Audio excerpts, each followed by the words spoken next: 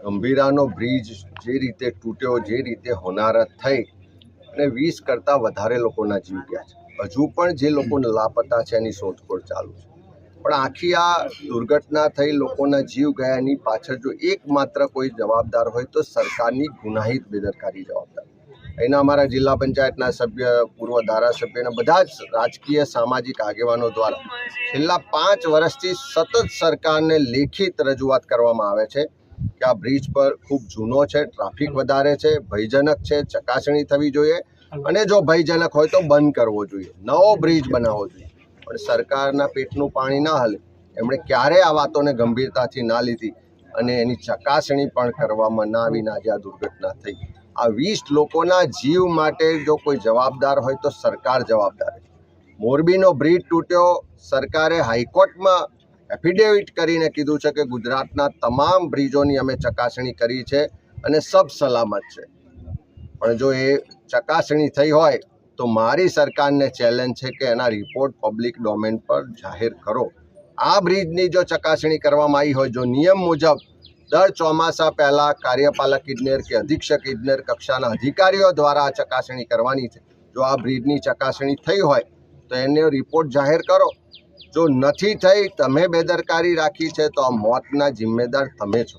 રાજ્યના મુખ્યમંત્રીના હસ્તકમાં જ્યારે માર્ગ મકાન વિભાગ છે તો સીધી જવાબદારી મુખ્યમંત્રીની બને.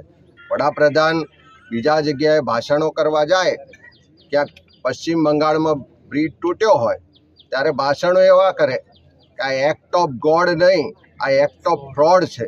તો આ ગુજરાતમાં બ્રિજ તૂટ્યો છે તો આ એક્ટ ઓફ ફ્રોડની જવાબદારી નક્કી કરો. મુખ્યમંત્રી હસ્તક વિભાગ હોય, વારંવાર બનાવો બનતા હોય અને જ્યારે બનાવો બને, લોકોના જીવ જાય, પેન કરે, 2-5 લાખ રૂપિયાની સહાય કરે એટલે સરકારની જવાબદારી પૂરી થઈ ગઈ. જવાબદારી કેમ નથી લેતા? કોઈ અધિકારીઓ, મંત્રીઓ જવાબદારી કેમ નથી લેતા? આવા બનાવો વારંવાર બનતા હોય છે, પ્રજામાં ખૂબ જ આક્રોશ. લેખિત પણ રજૂઆત કરી છે. તમે જોશો તો 2023માં, 2024માં વિધાનસભામાં પ્રશ્નો ઉઠાયા છે, પ્રેસ કોન્ફરન્સો કરી છે, પત્રો લખીને કીધું છે, સ્ટ્રક્ચર છે, બધાની ચકાસણી થવી જોઈએ.